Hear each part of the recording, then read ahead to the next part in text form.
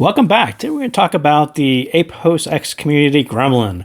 And this might be a literally talk. I think I just want to cover a lot of things that I really like about the Gremlin and things that I kind of discovered along the way of playing with different tubes. And I think some of those things are more important than, going over the specs and how many watts it is and, all the things that other people may have covered in their reviews, and all those things are kind of interesting. But we're a few months into Gremlin's release, and I just wanted to talk about my experience with it. And we'll kind of start with, here's what it looks like, and let's see if we can get a better look at what is going on here.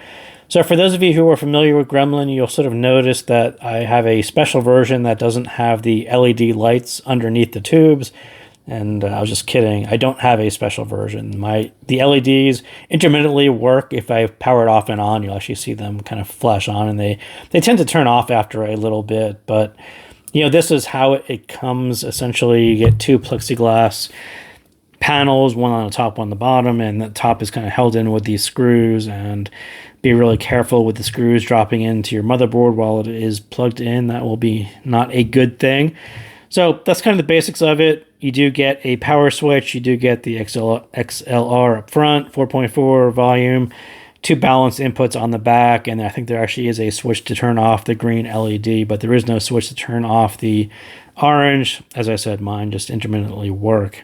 So I think that's the general things, physically on this. It does not have a single-ended input or single-ended output. This is primarily a balanced design. So I think that's probably the one biggest drawback that I see people commenting about is, well, I wish it had a single-ended, or I only have RCA outputs. And I do think that is kind of one thing. But for me, I don't really mind because I do have balanced DACs, and the balanced design is something I prefer. I love 4.4. I have XLR as well. So that's not a problem for me. So as I said, not so much a review, but why I would choose Gremlin. And I do want to thank the HeadFi community members who on the thread for Gremlin did really share a lot of tube rolling experience, and that gave me a head start in where I wanted to go with this and the things that I wanted to try out with it. So again, do check out the HeadFi community on the Gremlin. It is a super informative thread on all things Gremlin so far. So when I think about purchasing a tube amp, and it's something that I've actually talked about before with other loaners from Apos Audio, they've actually let me borrow quite a few of the X Duo tube amps, and I've kind of talked about this each time. I do have a desire to own a tube amp. It's kind of been there all along. It's been an idea I've had ever since I actually do have some tube amps. I have the Yun Flamingo. I do have, I think, an FX Audio. I do have some of these smaller micro tube amps. So I'm not brand new to tubes, but I never really had one that I liked or one that I would continue using. So I've been kind of grateful to Apos for letting me try some of the X Duos, and those have sort of been hit or miss. But I sort of, along the way, came up with some objectives of things I learned from some of those models. And I think the first one was no noise on IMs. I had actually borrowed an X Duo that had noise on it. And maybe that wasn't particularly to IMs, or maybe that was a sensitivity thing, or maybe it was just the tubes, which is what I think what it was. But yeah, super annoying. You get a brand new device and you plug it in, and you're like, the background isn't as dark as I want it to be. And so I think that was sort of a non-starter with that particular model. And Gremlin, has a really nice dark background. Maybe it has a tiny bit of noise on some sensitive IMs, but in generally, the noise floor was low enough that is not noticeable for me, and there's no volume imbalance. I essentially wanted a transparent platform for tube rolling, right? I want all of this stuff to just magically work. The balanced input should just magically work. 4.4 on the front. The volume shouldn't have any weird steppiness to it. Weird, algorithms for, volume matching at the bottom end. It should just magically work. And I think Gremlin is right along those lines. And there's nothing weird here. I think the FIO amps had, weird volume scaling. I think the X Duo actually had a volume stepper to make sure that there was no imbalance on it. This is kind of operates the way I expected it to work. And, you turn the volume down, it goes down, and turn it up, and it goes up. Nothing weird about it. Everything is as I expected it. But, generally I didn't necessarily, or I'll get to that in a second. But when I change the tubes, it should be a noticeable change. And tubes should have more influence than the balanced design. And Gremlin is a balanced design, so part digital, part tube. And I do think that has been a problem in the past that I've had, and the Flamingo was one. The micro tubes, definitely. Anytime that I've had a tube in the past that had the bypass switch and you kind of flip it on and off, and you're like, it's really, really hard to tell the difference between the digital and the tube version on some amps. So what I was kind of looking for on Gremlin was exactly that. I should be able to change the tubes, the selector, the core, and there should be a noticeable difference. And that's exactly what you get on Gremlin. And I did want to cover, and because of that, I wanted to cover both sides of tubiness, right? Just by changing these tubes. So I do want the warm, smooth, dark side of tubiness. I think that is kind of an interesting thing to listen to. But I also wanted a neutral but more analog style that I couldn't get on my other amps, right? I have lots of digital amps, and those don't necessarily do the analog sound all that well. And I think when we talk about tube amps, I think that is one thing that people want to hear come through. I think the warm, smooth, dark side is also something that's actually pretty interesting to listen to as well. It's something that you can't really get on a digital amp in the way that a tube amp can do. So I was hoping to get both sides of these style tubes just by swapping the tubes. So I did want a design that would be really reflective of the tubes that were in it.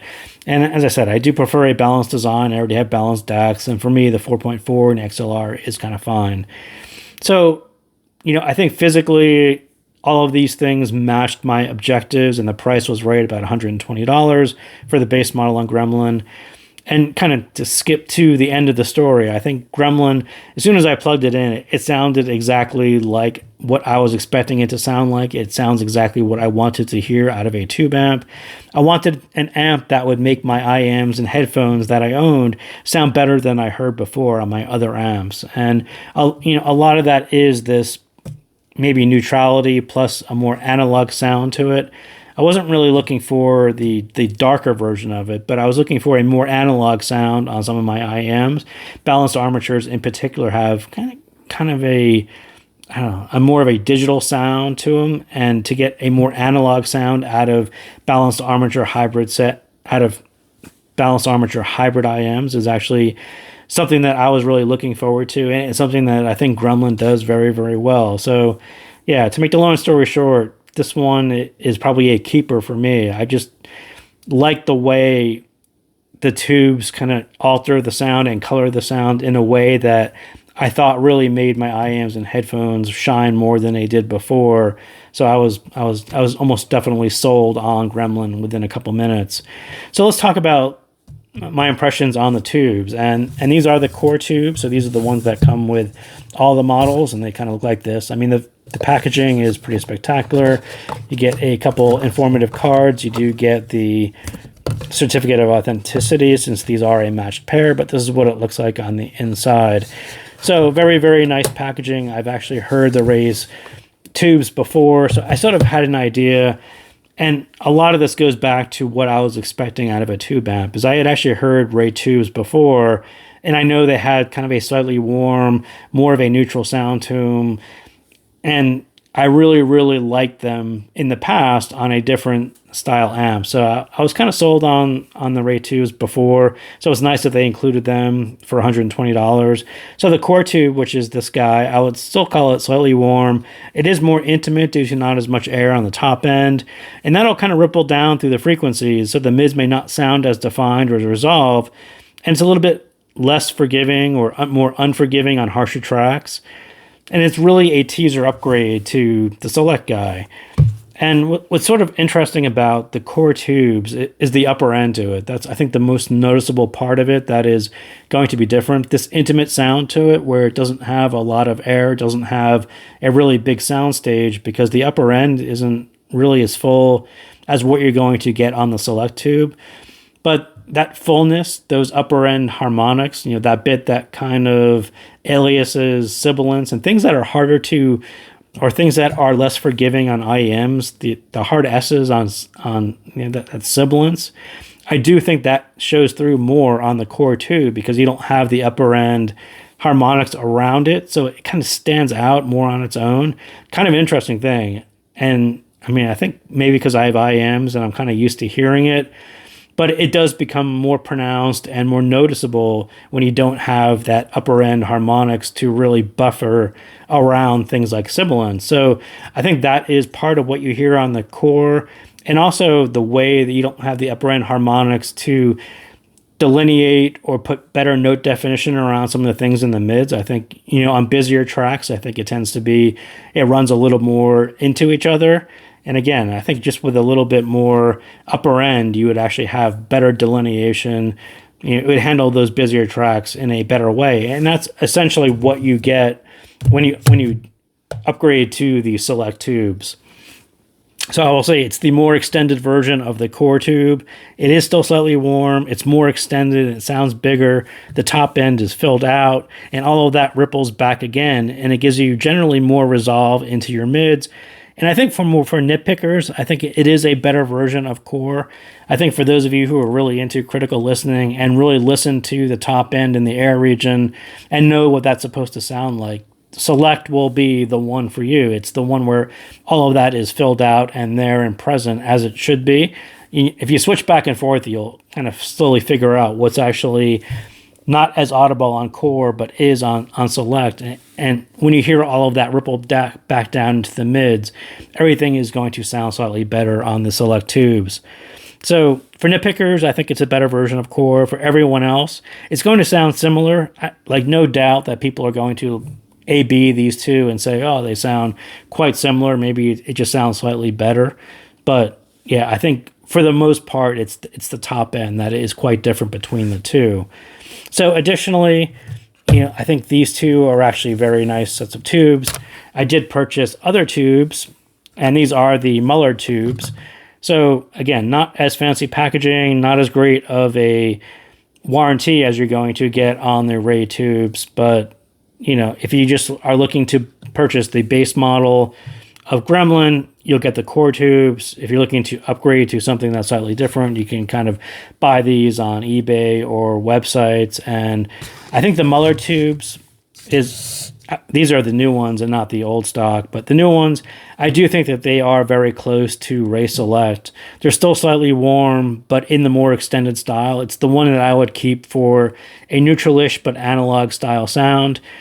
And if I was upgrading from just the core, I would either do core plus select, which is the RCA tubes, or I would do core plus Mullard as the upgrade path from the core. The core has a very similar style sound. The core and select, again, very, very similar. The Mullard, again, very similar to all three of those. And I think, as an option to owning Gremlin with just the base model and looking on random places to upgrade tubes, again, I would kind of lean back to the HeadFi guys who identified the Mullard New as one of the ones that paired really, really well with Gremlin. And I 100% agree. It is a great match along the lines of the original tubes of the core, just a better version of it. So yeah, very, very nice on the Mullard Tubes. And these are the RCA clear tops. So again, another one that I kind of picked up from the HeadFi thread. They were mentioned kind of early on. These are the RCA clear tops. And again, these are, probably closer to RCA's core in intimacy. They don't have the big sound stage that you're going to get on Select or the Mullard, but I would say they're a little bit softer, which I think will be appealing to the core users. So again, like I said, I think the way the core sounds, the way the hard S's sound, it kind of stands out. And if you could have a tube that softened that, and either soften it by adding the upper harmonics so it kind of buffets or aliases that, or just having a tube which is a little bit softer and warmer, something closer to with a clear top, I think, again, that is going to be a really nice match for people who already have the core tubes but want to kind of address that little bit. So I do think it's a little bit warmer, a little bit smoother, perhaps a little bit darker, but that's probably about as dark as I would go in that style. I don't really need anything darker than what the RCA tube. I think that's kind of fine. I do appreciate this, the softer style, this more intimate style. It's more of a long session style. It's a really, really nice tube to listen to for a long amount of time. I thought that was kind of interesting. I think that the core and even the select, I think those are more attention grabbing. They're a little bit more neutral, not as soft. And it's really, really nice to listen to these tubes and listen to the analog effects and all the decays and the trails and, all those tubey parts that you can't really get on my digital amps. That's kind of a more attentive listening style as opposed to the RCAs, which I would call passively. I could listen to that for hours. It's just a really, really nice listen. And again, I think it's a nice pairing with the core as well. So that is what I got on the Gremlin and some thoughts on tubes that you might want to try if you find yourself owning a Gremlin as well. So thank you guys again for tuning in, and I'll see you next time.